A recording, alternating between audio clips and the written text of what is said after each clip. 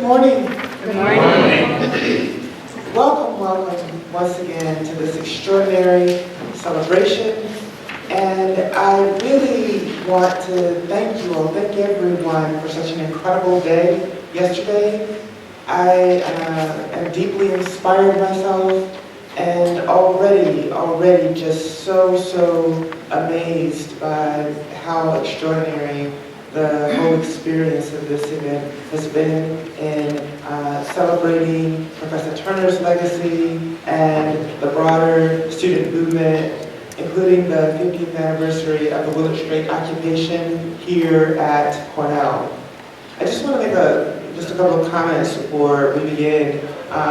First, on behalf of Frank Dawson, the co-director of the film Agents of Change, he is sorry that he couldn't be here. He's coming next week, so he'll be here soon enough for the screening of Agents of Change at Cinemapolis Tuesday night, as well as for the conversation with Harry Edwards on Thursday night at 8 p.m. at Bailey Hall. So if you make those events, definitely please come out and support.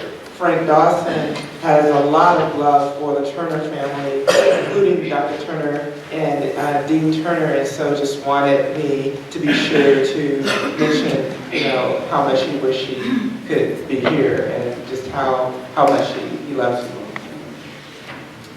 I want to announce that Monday night in the college, the Easy Awards are scheduled at 7 p.m. for those of you who are able to go out and attend them. So this is like the awards in journalism. So it promises to be a very rich public event, and so it's another thing to consider putting on your calendars. One thing I just want to mention as we start, and we really have a lot on the plate for today, is that it's important to remember that Africana is not only an intellectual space, but in some ways, this building itself and what Africana represents is a sacred space. It makes a difference. We have had so many extraordinary friends of Africana over the years, people who have invested their time, and who have consistently shown up at our events. Some of those people are not with us any longer, but are really dearly missed and remembered. And so I just want to mention that, to even underscore the importance of us, understanding and remembering just what they mean and what they've given over time. I think, for instance, of the legendary Dr. Dorothy Cotton, whose memorial service, her first memorial service was held right in this multi-purpose room here in Africana. And the singers performed so powerfully and just wonderfully. And it just really turned this room into something so special. We had the live stream of the service in June of 2015 for the victims of Mother Emanuel Methodist Church.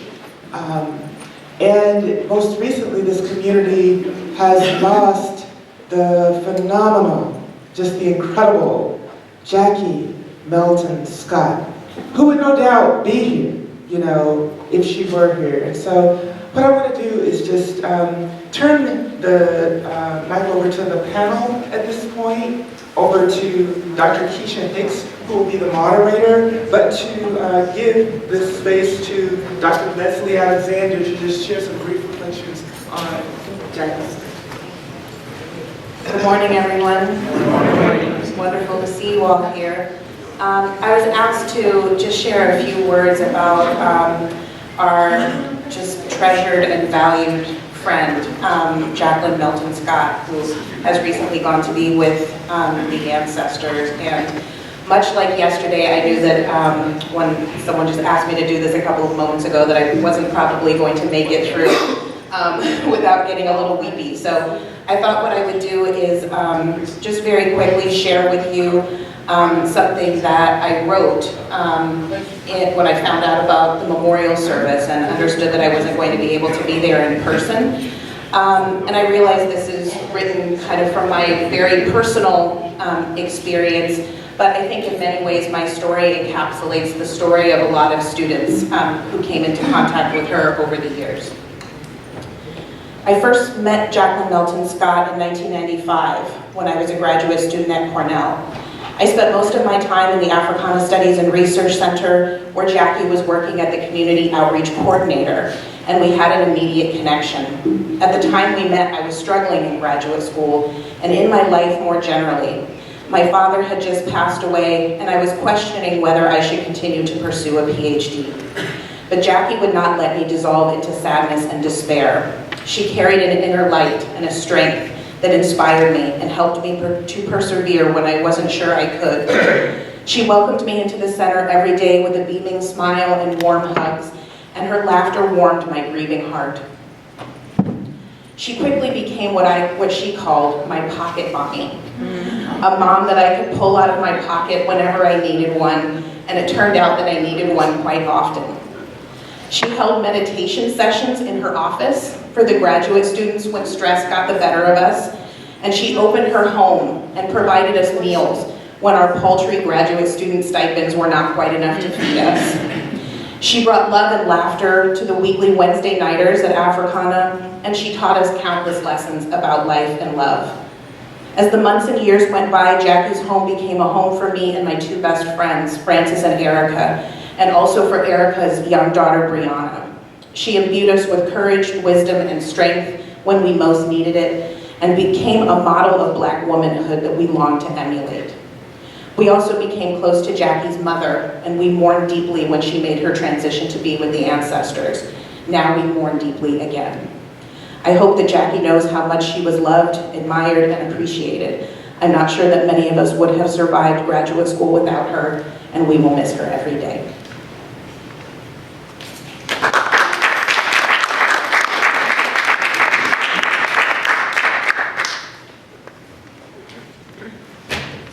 Good morning, everyone. Can you hear me?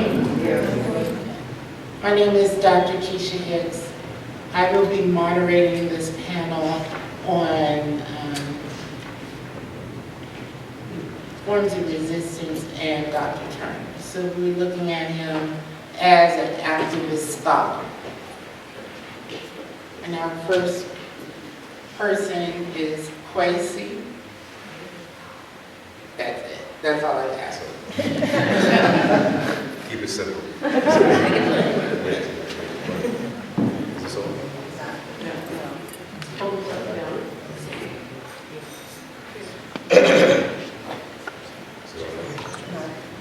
Is this on? Yes. Okay, good morning. Greetings, everyone. Good morning. Good to see your beautiful faces this morning. So, in the few minutes that I've been allotted, my name is Kwesi Kunadu, and in the few minutes that I've been allotted, what I want to share with you is a string of stories, brief stories, that underscore the activist scholar Dr. Turner in my life, and I think the life of many people who are here, and both who could not travel, but certainly are here in spirit. And my first encounter with Dr. Turner happened in the hallway of the old Africana Center. When I say old, I mean there's a certain feeling and vibe to it that was closer, literally closer in proximity. And I was visiting as an accepted graduate student to the master's program, and I met Ajay Taimba in the hallway. And Ajay and I started talking immediately because we shared a lot in terms of education and our love for that particular topic. And then Ajay escorted me into Dr. James Turner's office, who I met for the first time. And in meeting him, I didn't know him, nor did I know about him. And so I was casual, and he was cordial in return, and left it at that. Once I came on campus, then I really began to dig into the center. And what I did was began looking at almost everything I could find in the John Henry Clark Library about the center. So I found the early vision statements that Dr. Turner had crafted, the plans for what the center could be, its community outreach wing, and I was really fascinated by it to the point where later on I told Leslie, who was to my left, that I thought all graduate students went through all these documents. And she said, no, Gracie, that's just you. And so that allowed me to really dig deep into what I was a part of, because I wasn't part of only a center. I was a part of the title of one of our courses, Black Intellectual Tradition.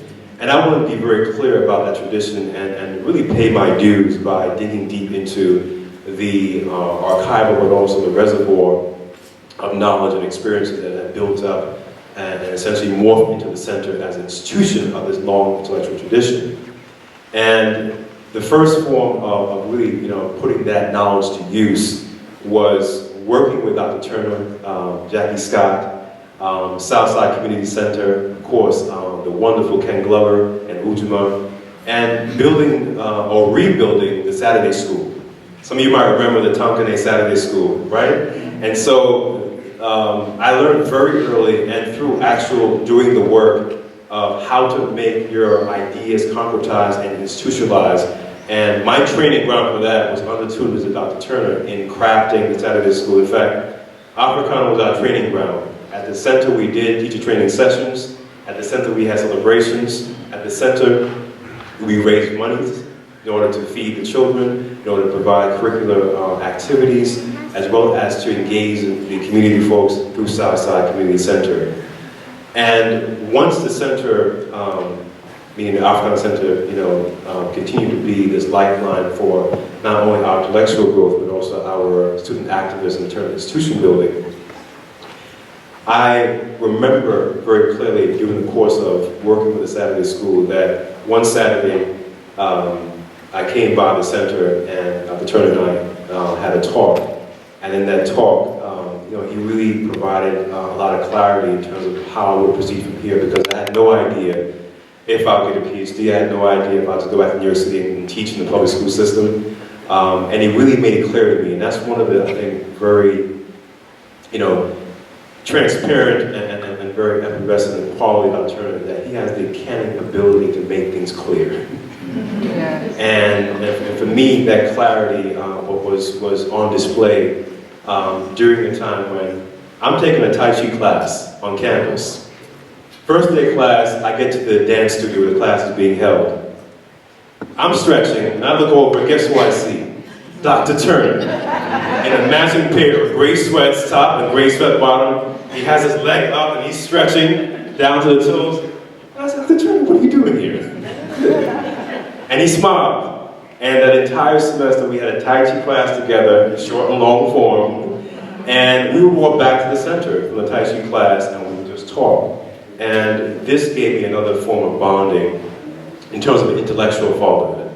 Now, I have my father, he's in Jamaica, and we have a good relationship. But when I mean intellectual fatherhood, I mean the sort of nurturing of the mind and also of the affective bond that you develop with someone that is more than just love.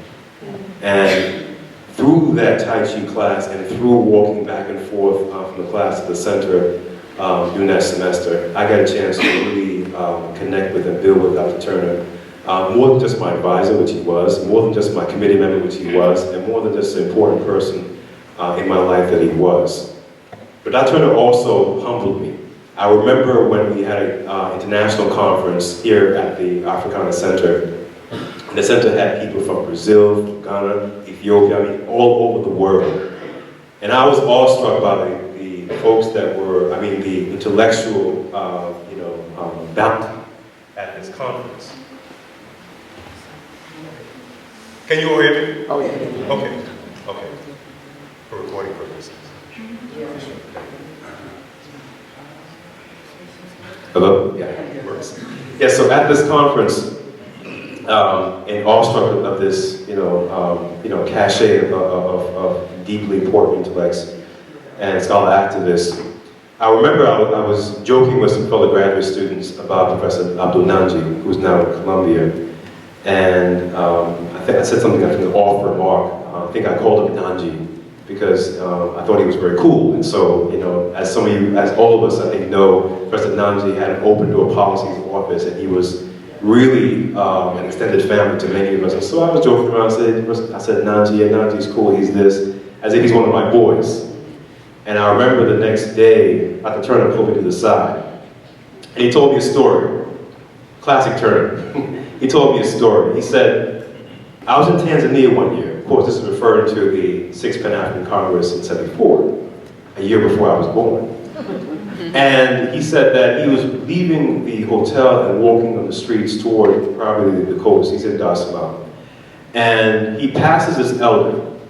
And the elder, after Dr. Turner, just past him, stops him and says, "Did you sleep with me last night?" And Turner said, "What do you mean? Did I sleep with you last night?" And the elder said, "Well, unless you slept with me last night, how could you pass me and not greet me in the morning?" And I understood. I understood exactly what he was saying without actually literally saying it. That how could I, as a a graduate student who was feeling myself, dare not fully respect my elder and regard him as if I regard a peer. And that lesson has stayed with me ever since. I made sure I would not slip up again in that regard to elders that are deeply important to me. And the final lesson that I have learned from Dr. Turner in terms of a scholar activist, I've not only been productive in my own way, but I won't talk about that because that's boring. But I will say this, one thing that he impressed upon me was knowledge production. That is, as a historian of Africa, I can complain about the trash that's being produced. I can complain about the ASA and its monopoly by the white folks who run that organization. Or I could produce knowledge to populate the world with African-based stories and ideas. And so in 2010, my wife and I put our money together, plucked from our retirement fund, and we started the Diasporic Africa Press, where we began publishing high-quality scholarly work for the African world. And the root of that particular institution, which of course we're still doing it to this day, we plan to continue doing this through our children, is Dr. James Turner. That he made it clear to us as graduate students that knowledge production has to be crucial in terms of populating the world with African ideas, perspectives, and lived experiences. And in doing so, we hope through the press, we not only honor Dr. Turner, but also honor that tradition that was introduced to me as a graduate student. I have a short clip I want to play with you where Dr. James Turner was encouraged by Malcolm X, El-Haj Malik Shabazz, to go to Northwestern, get the skills from there, and come back to his community. And Dr. James Turner has been similarly a figure that has made it clear to me about being bonded into your community through this kind of activism. So I want to share this small clip that may surprise many of you of a younger James Turner.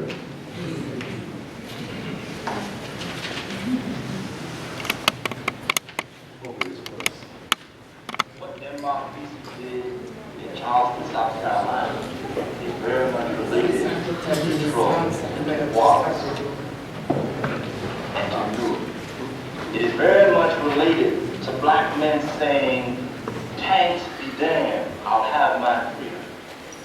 The price of freedom is not cheap. Denmark is very mindful of this. So it's very important for us, the lessons of Denmark Beast. A lot of us like to think that the effective thing is to whoop at the man, to get up and blow our whole game to him.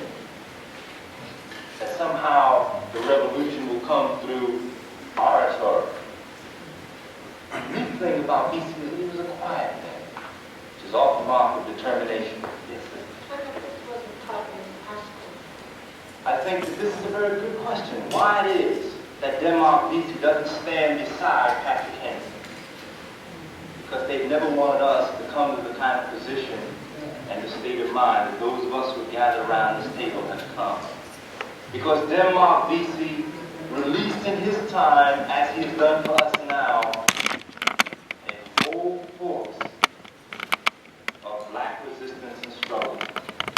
have not been able to talk about because they're nameless and faceless. The thousands of black people who fought in a more quiet way. Those black women who consigned to cook in the kitchens of the slave master, who ground up glass to very fine bits and put it in the master's soup. And asked the master, "What's the matter, boss? You seem like you're not well." And the white man was tricked by his own notion that our people were just silly, as he bled internally to death.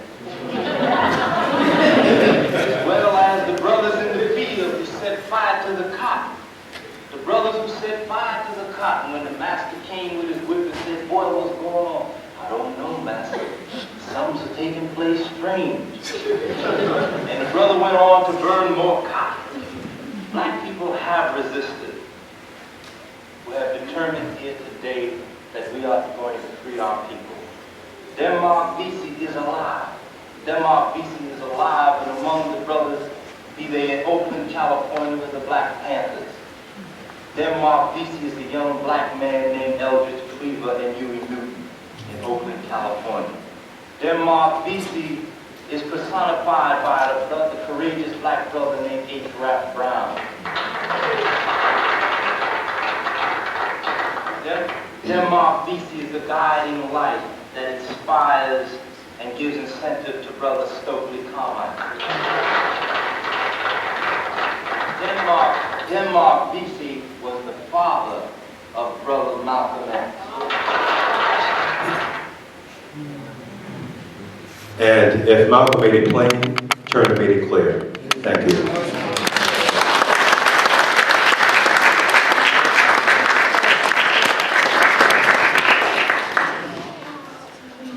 Hi everybody, my name is Rosa Clemente.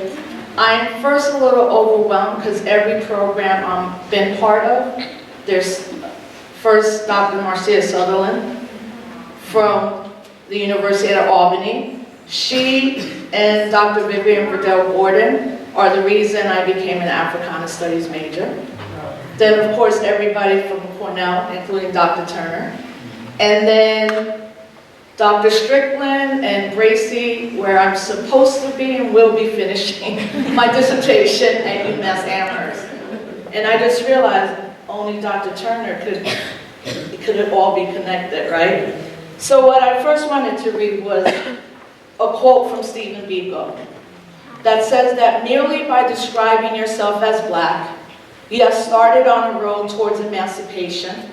You have committed yourself to fight against all forces that seek to use your blackness as a stamp that marks you out as a subservient being. And a little bit from an article I wrote recently. In 1993, I was a student at the State University of New York at Albany when Dr. Maita Morena Vega came to speak on our campus. Until that evening, I had never heard the term Afro-Latina. See, I didn't grow up in a movement household. I was born in the South Bronx, the home of hip-hop, in 1972. To this day, my father has his business in the Bronx. Always proud to be Puerto Rican. I didn't even speak English till I was 8 years old. But I never knew anything about Puerto Rico. I didn't know we were a colony. I had never heard of political prisoners. I didn't know that 1/3 of the women on the island had been sterilized, and that same doctor brought from Puerto Rico to then sterilize 27,000 other African American and Puerto Rican women in Lincoln Hospital in the Bronx. It was not until I went to college and was exposed to Dr. Vivian Verdell Gordon, Dr. Marcia Sutherland, Professor Lois Owens, Professor Collier Clark, that I began to know who I truly was. The year before, I had joined the Albany State University Black Alliance, and through my involvement with peers, scholars who were racially and politically conscious, my awakening began. This awakening of my racial consciousness would lead me to become an Africana Studies major. And to this day, I have been a scholar activist in the field of Black studies. For me, it became clear that I was an African descendant so I began to devour anything and everything I could, not only to learn the truth of who I was, but to confront the lies I had been told by my teachers, family, and TV. Although I began to identify as an African descendant from that moment on, it was not until I joined the Malcolm X grassroots movement in 2000 that I began to identify as Black. Everyone in Malcolm X grassroots movement, we were comrades and took me in and gave me space to identify who I was. Once I started identifying in that way, many movement spaces, conscious gatherings, and panels would too often confront and accuse me of selling out as a Latina or trying to be down when I wasn't really Black. Without the mentorship of Martha and the late Richie Perez, I, as well as my comrades in the Malcolm X grassroots movement and others, I could not have navigated conscious movement and personal spaces that sought to take away my Blackness. I have identified myself as a Black Puerto Rican woman since 2001, and to this day it's not easy. So I wanted to just lay that out because oftentimes we're told our identity is something that we should not be proud of, but also that something that we shouldn't be talking about. And especially in the times we're in, with the administration that has run on a white, racist, nationalist political identity, we have to be very clear with our children of who we are. But we also have to be very clear that our history is not just one of oppression, but one of resistance. And Dr. Turner taught me that. I first saw Dr. Turner speak 2 weeks after I saw my Morena Vega speak in 1993. Dr. Gordon had brought Dr. Turner to talk about the Malcolm X Commemoration Committee. When I left, I was so ashamed because I still felt like I knew nothing. Dr. Gordon took me under her wing, but unfortunately in 1995, she passed away. I was in the hospital when Dr. Gordon passed away. She hardly could speak, but Gwendolyn Brooks was also there. And she said, I think she's trying to tell you and other people that were in the room something. And she did. She left 4 of us a letter that was given to us when we all traveled to her funeral.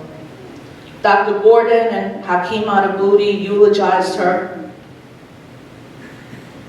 And it was very difficult loss because we also knew that the forces of racism at SUNY Albany caused Dr. Gordon to pass away.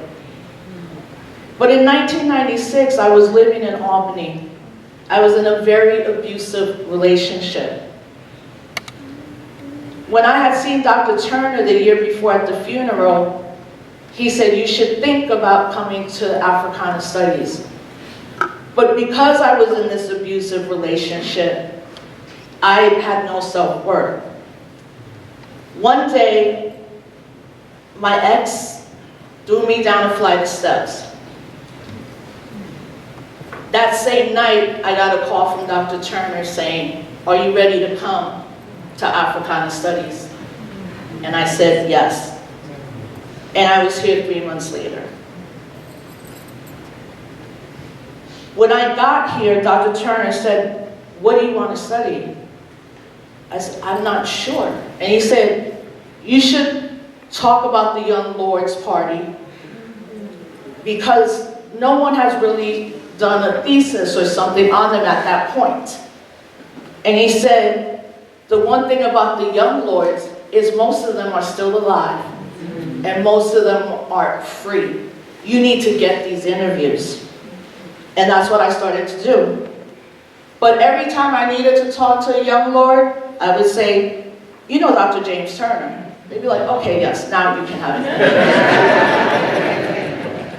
it. Not only did I study that, I really dug deep into the counterintelligence program because I was not aware that after when J. Edgar Hoover in 1968 declared the Black Panther Party the largest national security threat, that the second organization or movement was the Puerto Rican independence movement.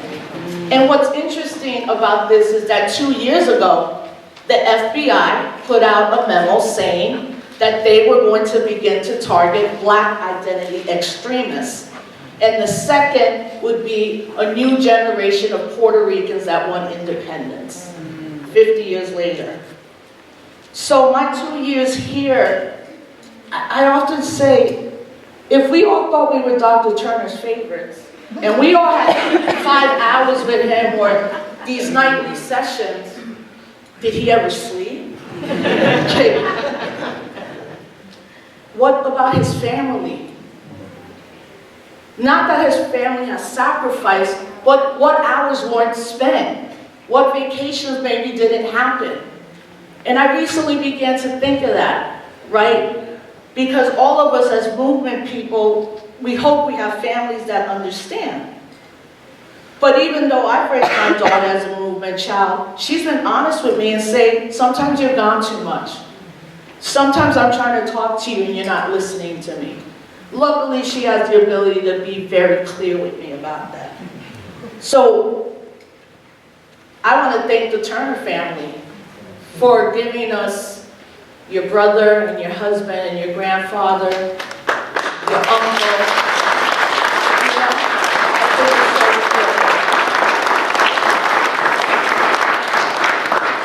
So as I wrap up, 10 years after I graduated in 2008, Cynthia McKinney called me and asked me to be her vice presidential candidate on the Green Party ticket.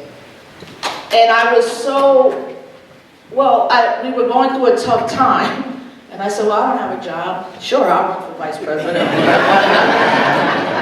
But also, I have been part of the founding of the National Hip Hop Political Convention, and one of the brothers that founded it too, is here today, Bayer Adolfo. And what we did with those conventions is really create what we call the hip hop political platform.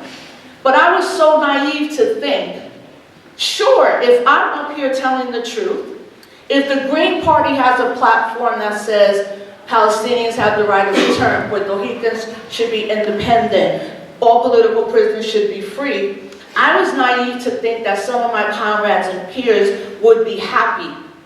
But that's not what happened. I got calls mostly to tell me I was making the biggest mistake of my life.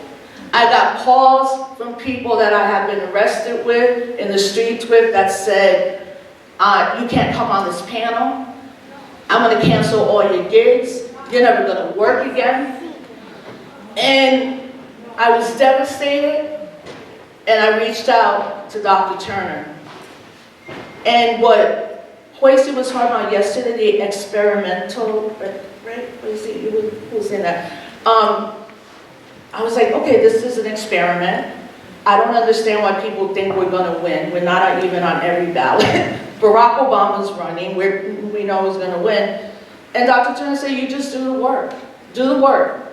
We taught you, right? And that's what we got. Dr. Turner taught me. So, fast forward to 2014 and the Ferguson uprising. I'm on the ground, and one of the first people I see is Jonathan Fenderson. And I'm like, of course we're here. Of course you're part of this community, Jonathan. You're gonna write about it, I'm gonna write about it, and this is exactly what Dr. Turner prepared us for these moments to be not only the public intellectual wing, but to be the public historian that tells the story while other narratives were already erasing what actually was happening in Ferguson. So, after Ferguson, I went to LA.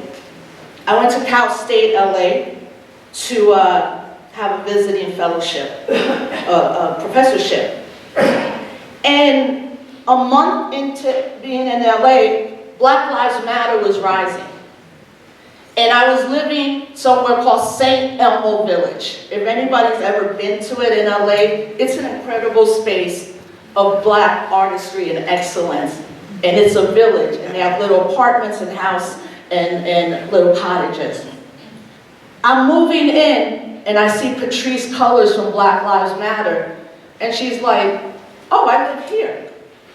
And that's when Black Lives Matter was at, you know, like, the women already were being erased. So the conversations were amazing. I joined Black Lives Matter, but of LA chapter, but the first meeting I went to, there were African Americans in that room that specifically said, and I think this is an LA thing, right? We understand the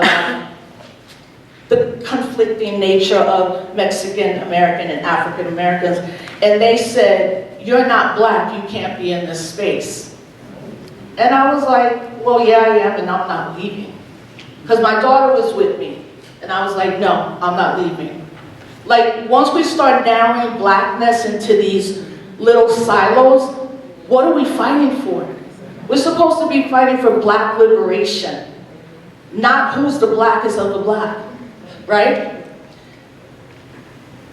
The next day, people from BLM had organized to shut down the 101 in LA, the day before Thanksgiving. I leave the house and my husband Justice is like, please don't get arrested, we just got here. And I said, nah, I just got here, I'm going to cover it. And he's like, okay. 2 hours later, I was arrested with 7 other people in Black Lives Matter. We did that action, we went through what we went through, but the city of LA decided to prosecute us.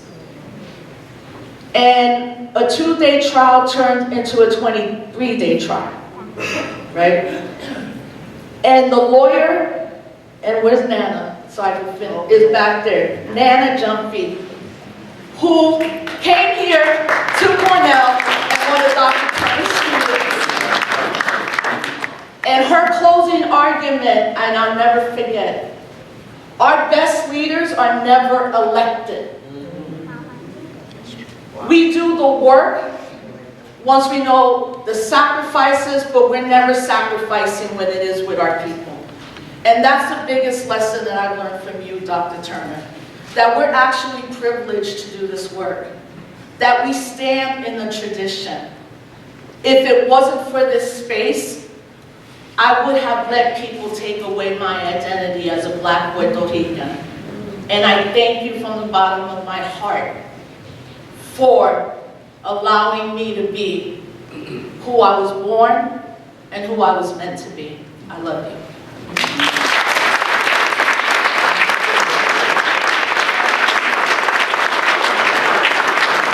I have to give Dr. Turner this. So this, Puerto Rico is in crisis and has been. Everybody knows what happened after Hurricane Maria. So we wear black and white to talk about the distress our island is in. And I went there after 4 days after with a crew, and we were there for 11 days. And I met with Rafael Cansal Miranda, a former political prisoner, and Oscar Lopez Rivera, who had just gotten out, but was already on the ground. Oscar Lopez Rivera was a political prisoner for almost 43 years, right? And all the work that we've done is most likely why Barack Obama gave him the pardon and he left. I was talking to Oscar, and he's like, where did you go to school? I'm like, Cornell. And he said, with James Turner? And I was like, you know Dr. Turner? And he's like, yes. We know him, we read things, we know, you know, just because we're incarcerated. I said, I didn't read it like that. It was just so surreal. Right?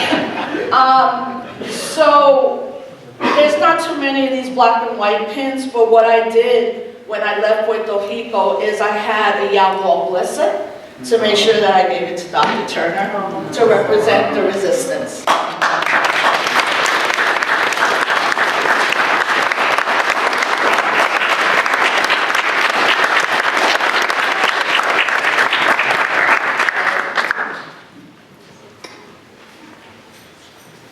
That was powerful.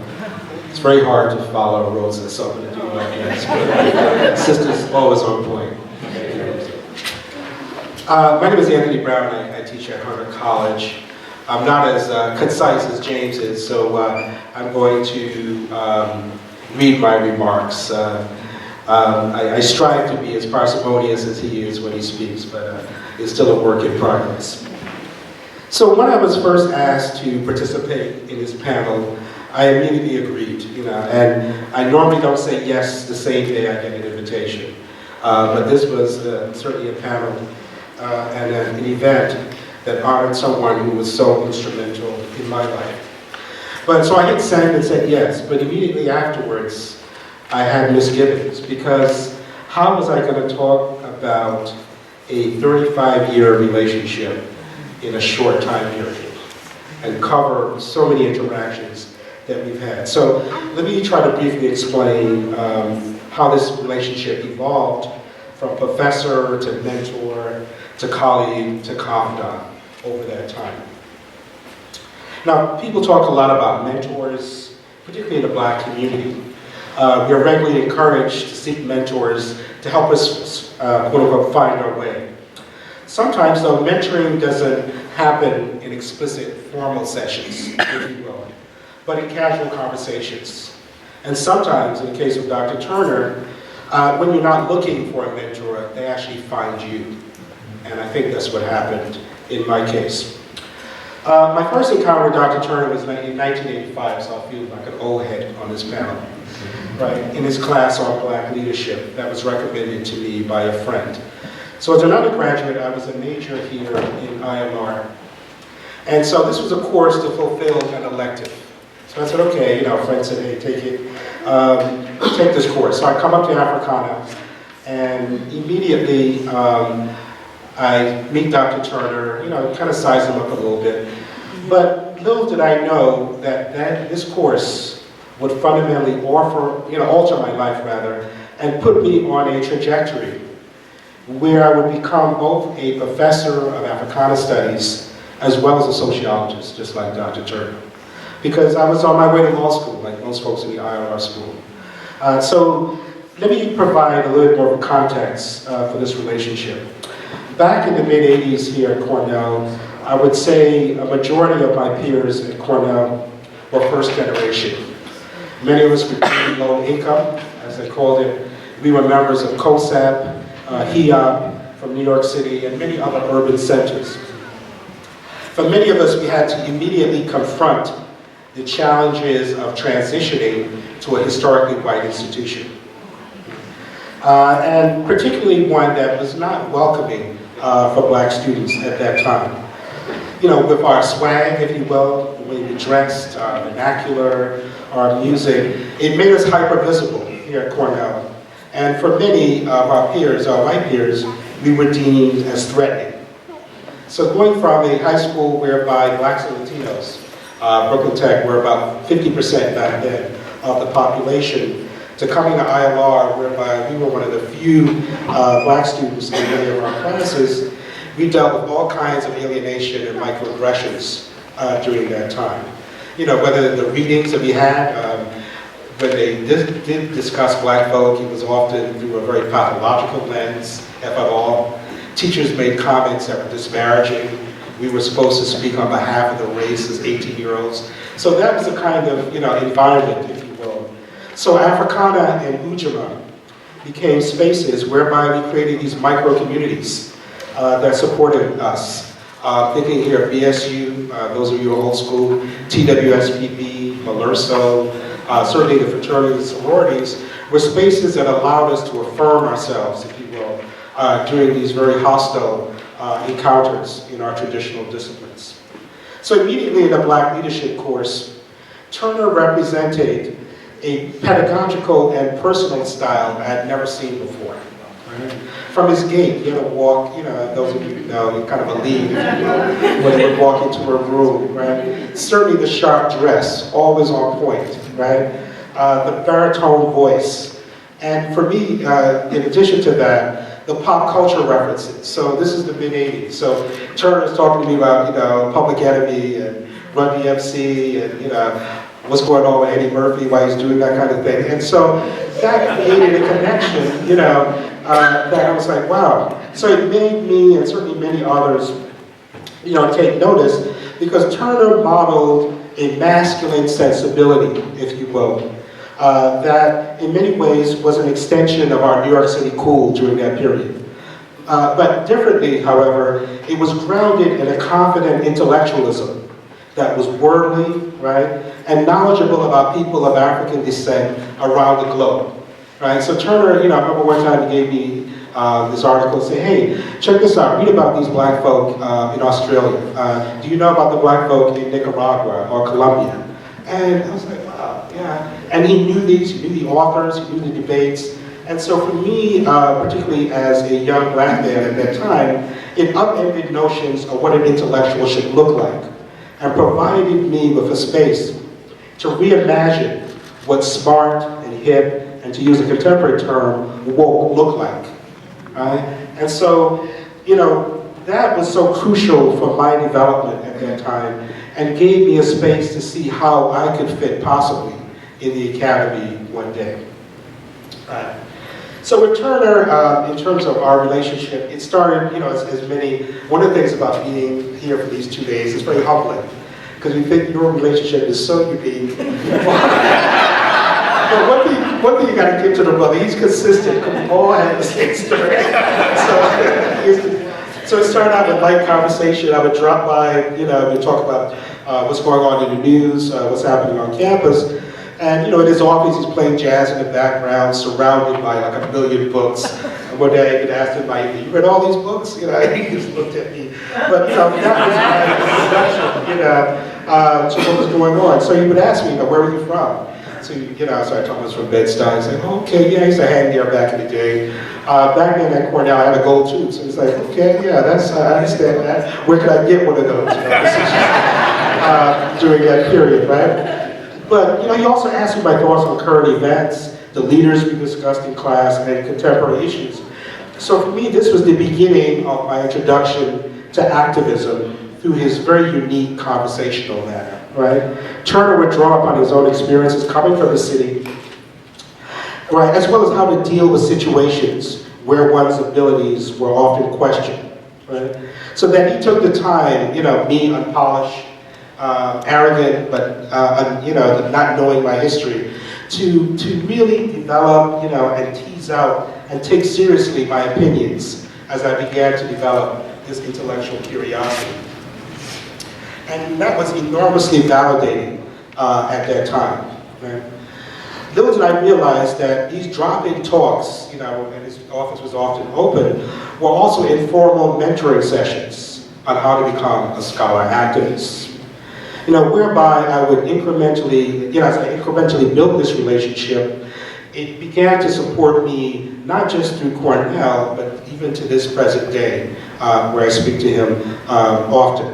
Right? So as my unofficial mentor, he provided the kind of advice and feedback, not only about academic work, but also about the personal. Right? Sometimes, as we became closer, even things like gossip, nothing too scandalous, but it's part of our humanity. And so we would kind of trade stories, etc., as part of that relationship. So for me, these out-of-class experiences provided an important window for me to experience a different side of the college experience, right, through these conversations and other interactions. And I would also include here, in terms of those interactions, Professor Harris and Professor Edmondson were also critical during that period. In addition, I would say, to the Africana Center, Ujima played a vital role in developing my self-awareness in terms of understanding the African diaspora. I lived in Ujima for several years, was an RA there, and again, that space, I saw that as an extension of the Africana Center. And so to have those two experiences were critically important, not only to my development, but certainly many of my peers. I'm going to skip forward here because I realize I think I wrote a bit too much here. After I left Cornell, unbeknownst to me, I would be mentored by a Cornell student at UCLA, whose name is Kimberly Crenshaw. I took her course in Black feminism, and it literally changed my life. And so it just, kind of these unique coincidences, if you will, to think that I go all the way across the country to California for the first time, and I end up with a student of Dr. Turner who provides a similar level of scholar activism for me. And so Kim demonstrated, again, another form of intellectual activism through her work on critical race theory and intersectionality that made quite salient, if you will, and critically important the role of gender in Africana studies. So gender in Africana studies was something that certainly has continued to influence the kind of work that I do. Like Turner, she was enormously generous with her time and advice, right, and committed to student success during that period. And again, very important. As I came back to New York, Turner provided sage advice about what graduate program I should enroll in. He was knowledgeable, certainly, of faculty in the department at Columbia, and gave me, again, insight in terms of who I should consider working with, who I should avoid, again, which we all know is very important, right? So I was able to, one of the people who was there at Columbia at the time was the political scientist Charles Hamilton, right? As I talked to Turner, he says to me, yeah, Hamilton was one of those cats a little older than us that inspired a lot of what we did during that time. And so Hamilton became also an informal mentor. So being handed off to folk who come out of a tradition, right? And so Hamilton was my saving grace at Columbia. And so I thank him to this day for providing that open door space. Also, Hamilton also introduced me to Kwame Ture. And so we would have lunch and conversations together. And I remember when Black Power was reissued, and there was a book party at the Schomburg. We got a chance to meet and hang out afterwards. And that's one of those special moments. And I talked about Dr. Turner, and certainly, as you know, Dr. Turner and Kwame Ture were quite close. And so that was another example of those overlapping relationships that was so important to me. The other thing also I think is important, again, all of us shared this as we spoke, is Turner could be a lot of fun. He was serious, he was committed to his folks, but the sense of humor was also very important to me. So when I came back to New York, we would often meet up in Harlem. There was a space that we grew to like a lot, which is subsequently closed, called Marbet on 125th Street. Some of you might know Marbet. Really nice spot. So I'll never forget this, and I'm sure he hasn't either, right? So, he would drop by my office, sometimes drop me notes, and, we would get together. And so one day we're in Marbet, and he's talking about Africana and the direction, quite distressing stuff, as you know. And on the speaker system comes on Frankie Beverly's song, Before I Let Go. And immediately Turner starts singing the song, moving, etc., and the whole lyrics. And, I just sat there in amazement, And, I said, yeah, you might need another glass of wine, you might need to get up and start doing a Temptations routine. And, that for me, that moment for me was so important, because what did it say? In the midst of his distress about this institution he founded, he could still find a moment of joy. And I think back to that a lot. And so as we would go out, he would be so gracious. I would often, all the time, pay. And I would say something to the effect, well, I have a grant, don't worry about it, I'll write the song. He would give me that book, But this was my way of saying, my goodness, I have this opportunity to spend quality time. Because when we go to these restaurants, we're in there 2-3 hours talking, and so it was so precious for me. So this was me, in my small way, paying back for so much of what he represented, to me and my family. Again, I can say a lot more. I'm just going to fast forward a little bit.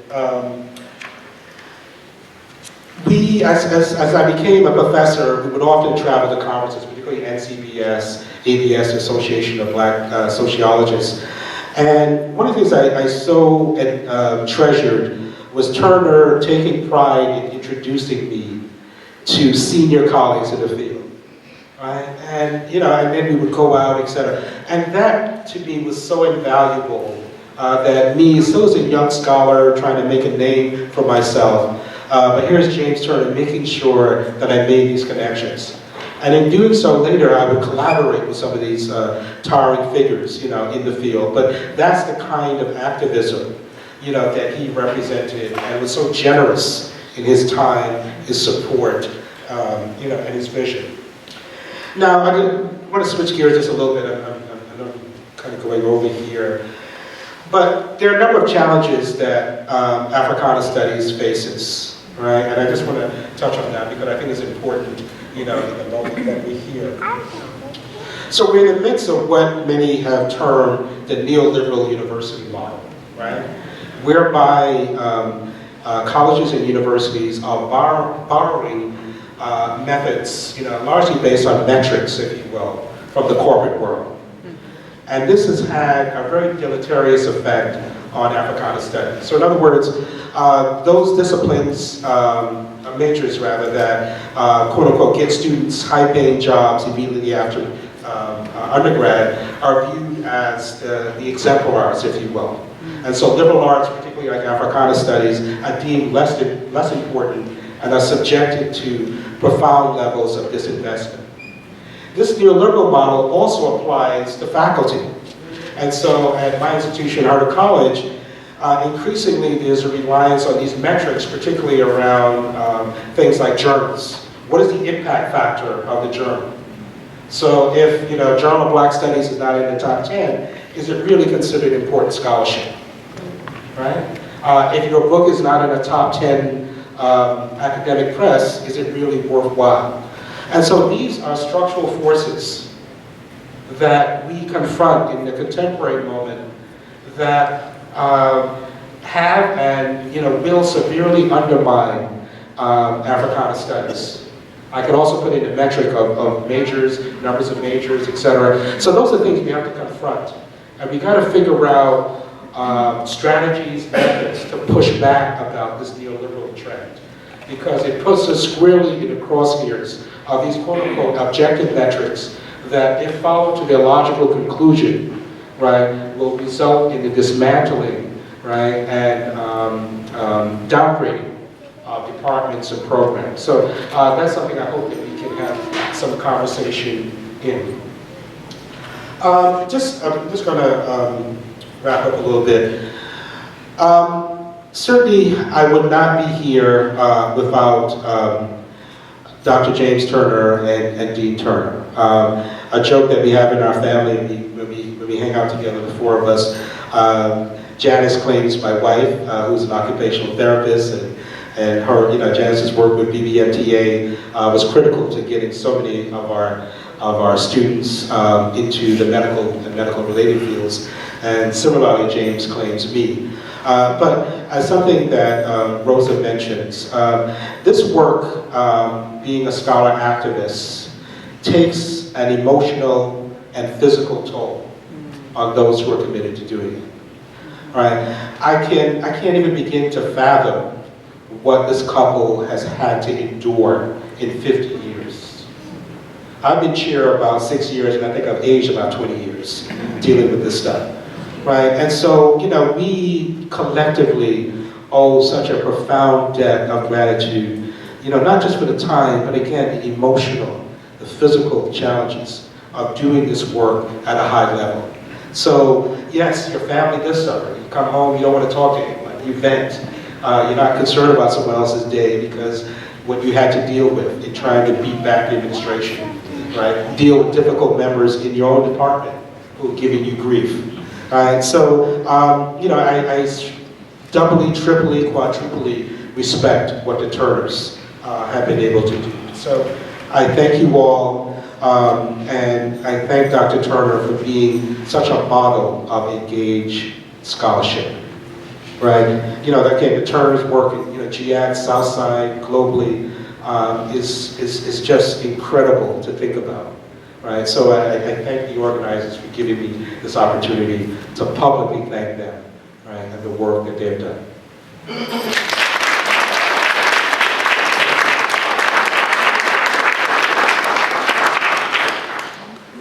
So good afternoon, everyone.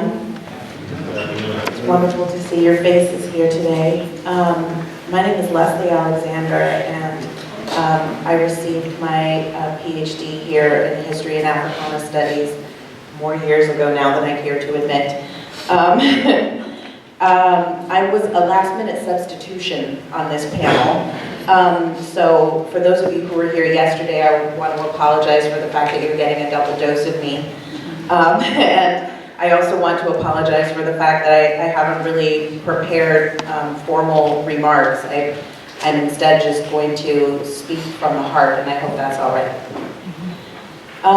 One of the things that we talked about on the panel yesterday that I would like to just delve a little bit more deeply into is this issue that a number of the panelists have talked about, which is really the profound importance of this practice and model and vision of scholar activism that Dr. Turner really instilled in us. One of the things that I think was profoundly important for me as a graduate student is something that has remained with me throughout my life and career is the way in which he very actively and intentionally created a space for us to develop our own political voices. And there's the sort of longer I live and the more involved I become in the life of Black studies, the more I value and appreciate the importance and significance of that. Because there are obviously lots of folks out there who would prefer to force an agenda on you, right? Or tell you who you ought to be, or to tell you what you ought to think. And Dr. Turner's approach was one of, let me present you with information and help give you the tools to critically and rationally think through these ideas and reach your own conclusions so that you can speak for yourself about what you view in the world and what you would like to speak into existence. So what he did with that strategy is ask us challenging questions. And a few people on the panel yesterday and today spoke of the importance of that practice. He also introduced us to a host of activists and thinkers who also really challenged us in significant ways. A few of the people who really that he introduced me to that really had a profound influence on me were Dr. Clark, Dr. John Heinrich Clark. And as I was sitting up here on the panel, it occurred to me, I literally sat at his feet. You know, you have that expression like, I sat at the feet of, we literally sat at his feet because Dr. Turner invited Dr. Clark here a few different times. The last time was sort of towards the end of Dr. Clark's life, and he could only speak so loudly, so we could hear him only so well. And so we literally sat him in a chair, and we gathered and sat around at his feet and listened to him share his stories about his life and his scholarship. Dr. Turner introduced me to Sonia Sanchez, introduced me on a number of occasions to Kwame Ture. And I don't know if you remember this, but when you were the residence hall director, yeah, you brought us up to the apartment there, and a group of us spent an evening I will never forget, talking with you and Kwame Ture about everything under the sun. He, of course, gave us endless volumes of readings. So, he took time outside of his formal classroom instruction to create spaces in the Africana Center where we could just come together and read deep and profound works and to share our ideas with each other about what we were reading. But I think one of the things that was most significant to me is that he encouraged us to struggle where we are, to really embrace this idea that what we were learning and thinking and talking about was not just supposed to be sort of pie in the sky theory, right? But that we were also supposed to take these ideas and apply them to our lived experience and to the lived experience of the communities in which we existed. And for better or for worse, at the time, that meant Ithaca. because struggling where we were meant applying what we were learning to our experiences in our communities here. So for many of us, it meant that we spent time at the Southside Community Center. Kwesi talked about that. It also meant that we literally struggled and fought to force Cornell to be a place that we could be, that we could exist as Black people. And we worked in solidarity with other communities of color to force Cornell to come to terms with our existence in this place. So in my case, I was involved in the day hall occupation in 1994. We were involved in creating a commemoration for the 25th and the 30th anniversaries of the Willard Strait takeover, which existed much to the chagrin and the opposition of the administration at the time, because we were committed to telling the true story of the takeover and what the result of that takeover was. We also fought a battle that many people probably don't remember, but one that was vitally important to many of us. We created a movement called Freedom for Freshmen. A few of you in the room may remember that struggle, but to us it was a really vitally important one because it was at a moment when the administration had decided that the communities of color on campus were too strong and too empowered, and they wanted to break down the places and spaces that had empowered us. And that meant that they wanted to break down Ujamaa Residential College in particular, and also the other living centers, the Latino living centers and others. And so they tried to implement a policy that said that freshmen were no longer allowed to choose where they wanted to live on campus. And they were going to randomize housing in a way that would prevent Black students and Latino students from being able to live with each other, be able to live together. And so we started a movement called Freedom for Freshmen about creating choice for freshmen to be able to choose, for us to choose to live together if that is what we wanted to do. I think in many ways probably the most significant battle we fought during that time was in response to the 1999 Humanities Report. And some of you may remember that as well. But it was a report that came out largely sponsored by the administration, again designed to break down the communities of color by trying to disempower the Africana Studies and Research Center, to break down Native American studies, to break down Latino studies, and to prevent Asian American studies from coming into being. And so we fought a hard and what I thought was a beautiful battle to prevent the Humanities Report from being implemented, and we were successful, at least at that point. But yeah, I was about to say something about that. My point in recounting those stories is first and foremost, again, to sort of emphasize the significance of the applied practice of scholar activism that Dr. Turner taught us, but also to serve as a reminder that those battles that I just described that we fought in terms of the efforts of the administration to try to tell a particular story about our history, to try to prevent the empowerment of our institutions, to try to undermine the significance of Africana studies, and at this university, the Africana Studies and Research Center, those battles are going on right now. And it's vital that we continue to be committed to those particular struggles and to make sure that we continue to win those particular conflicts. I've told a few of you that I was literally traumatized when I arrived in Ithaca because, you know, the moment the plane touched down, and I was like, okay, I'm back, and I'm so excited to be here, and we're going to surprise Dr. Turner.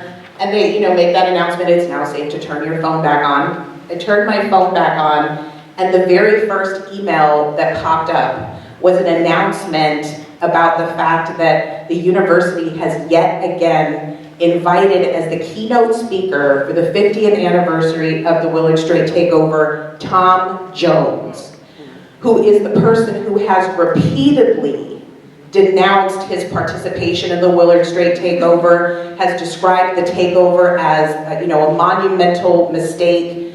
And the university, year after year after year, commemoration after commemoration, insists upon inviting this man back to be the representative and the spokesperson of the takeover. Why? Because they want the story of the takeover and of the founding of Africana Studies to be taught and remembered in a particular way. This is a battle, people, over the history of how our story is told and is going to be told. And the university is still in a place, 50 years later, where they are insisting upon allowing Tom Jones to be the person who tells us our story. We cannot allow this continue to happen. And so it's beautiful to me to see all of you here, because I can look around this room. Some of you I have known for 30 years, and I know that you are in this battle with me. But I want to emphasize the fact that the struggles that we're describing back from the 1990s and before are battles that we have to be continuing to fight today. We must reclaim Africana Studies as a discipline and as the intellectual wing of a liberation movement.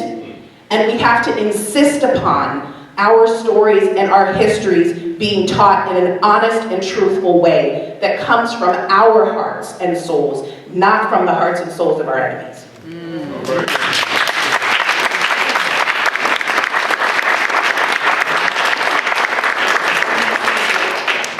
First, I want to ask LaQuan to come up.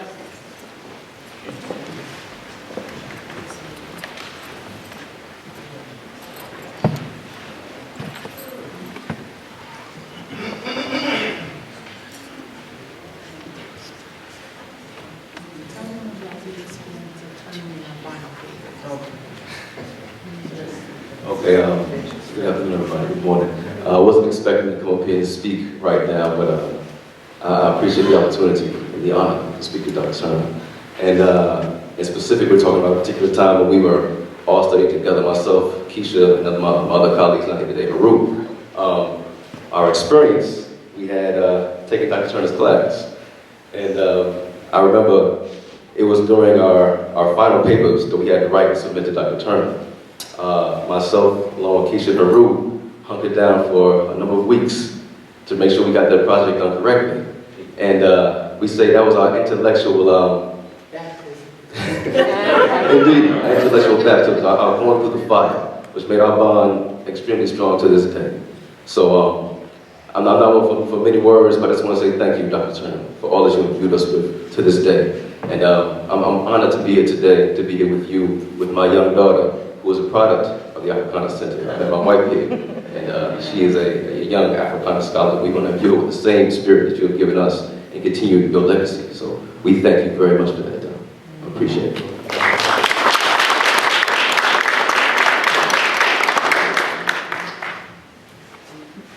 So once again, good afternoon, everyone. My name is Dr. Keisha Hicks. I have chosen for my portion to speak about this.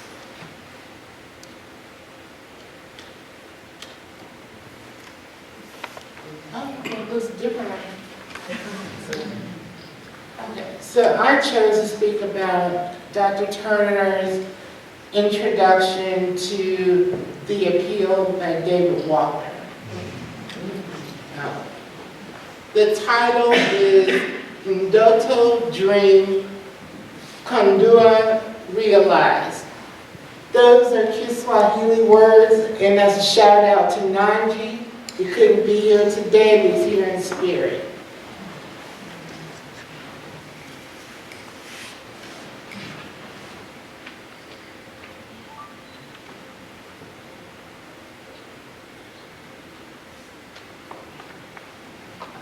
Everyone has talked about how polished and just immaculately dressed Dr. Turner is all the time. So this is the picture of him returning from a meeting with the administration about divestment with South Africa. So you can see the meeting didn't go quite well.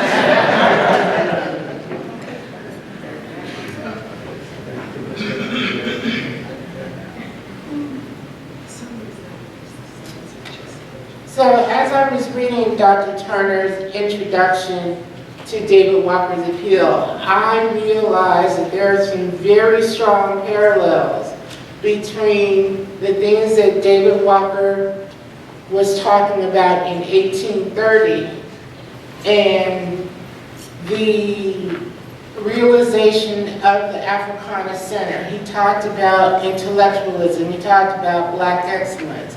He was doing all these things in 1830. So we have become part of the Black radical tradition. One of the things that David Walker wanted specifically stressed was Black intellectualism. And he stressed this at a time where it was illegal for Black people to read.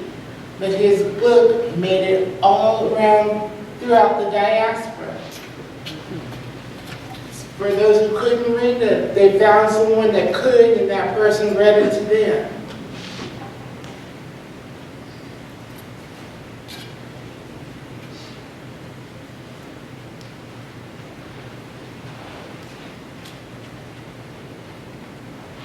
So here is another parallel that I'm going to briefly talk about.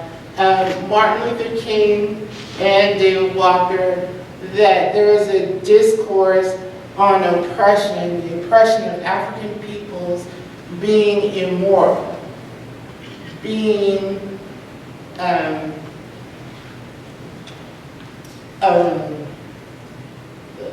forgot what I was going to say. Okay, so moving on. Malcolm X. David Walker also talked about arming yourself in 1830. And Malcolm X presents the same argument in 1960 when he was in the Nation of Islam, when that part of his life was centered on the nation. He did not stay with the nation. He made other moves to perfect his relationship with Allah.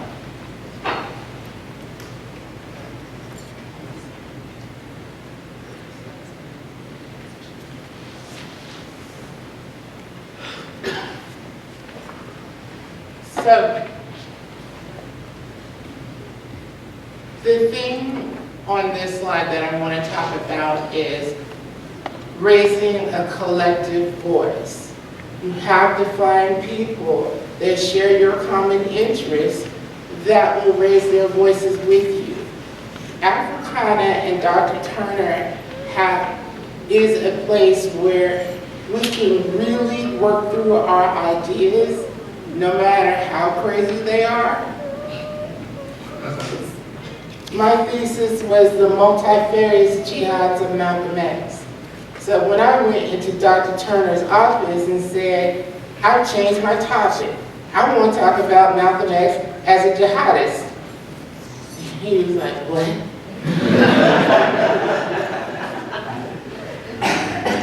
And then he didn't say it, but I could tell it was an internal conversation.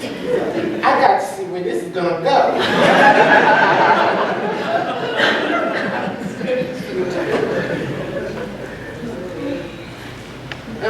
Another parallel that I found in Dr. Turner's introduction was the realization that because David Walker and Malcolm X and Martin Luther King were about the business of their people, they knew that they were not going to have long lives.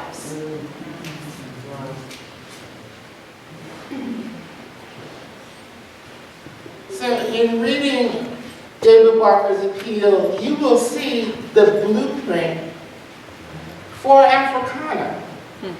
And David Walker, the last thing that he wrote was in 1830 before he was killed. So to be able to foretell that there will be a place where African-centered thinking will happen. He couldn't have envisioned us. We have become so much further than what he thought we could be. But because he was an activist and he was a scholar, that he left us the blueprint.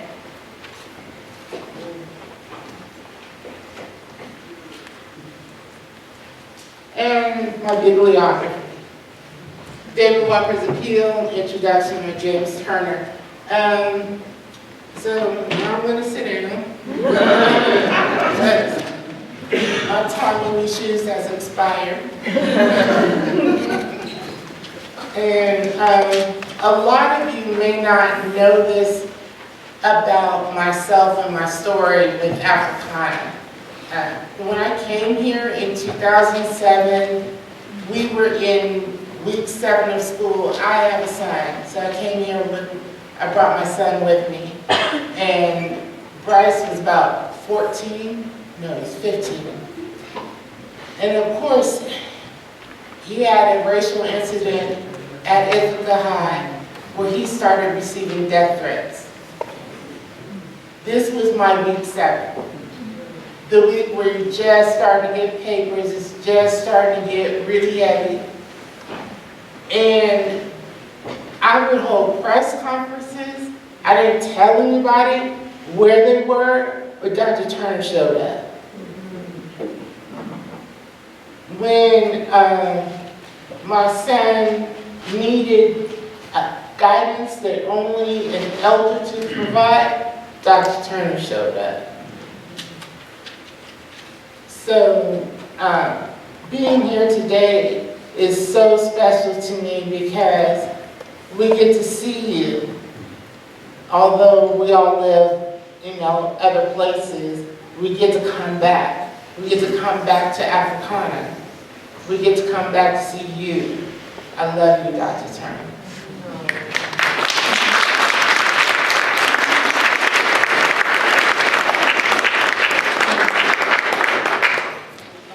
Thank you all so much for such a fantastic and moving panel.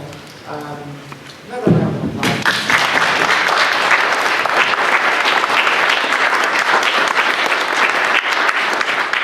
Okay, just a couple of announcements. As you know, we are a bit over time, and so we have less time for lunch, about 45 minutes before we go on to the keynote address delivered by the phenomenal Dr. John Bracey. And so I ask that you return promptly so we can start right on time because we have a really packed afternoon of presentations. If you presented yesterday and today, please make sure that at some point you go to the front office and sign the release form. We really want to be able to share our documentation of this event via video, and so we can't do so without having the permission signed. And so we'd appreciate it if everyone would sign the permission form at some point. You all know that we intend to publish our proceedings, right? So just keep that in mind.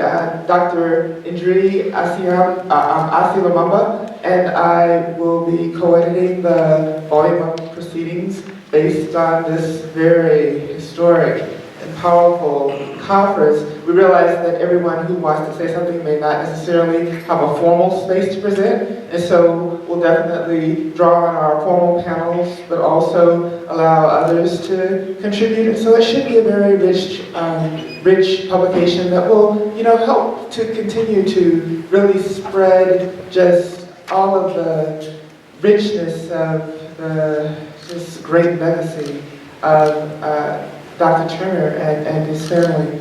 So with that said, I'll just shut up so you don't go to lunch.